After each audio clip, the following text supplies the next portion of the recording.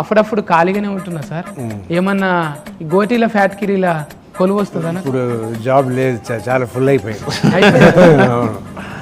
నేను దొడ్డు గోటీలకు ప్లానింగ్ ఇస్తా సార్. నేను ఏమి ఇచ్చినా అప్పుడు ఫుల్ అయిపోయింది. ఇప్పుడు హౌస్ఫుల్ బోర్డు పెట్టేసా ఫ్యాక్టరీ ముందు. నా దగ్గర ఇంజనీరింగ్ ప్లాన్ ఉంది సార్.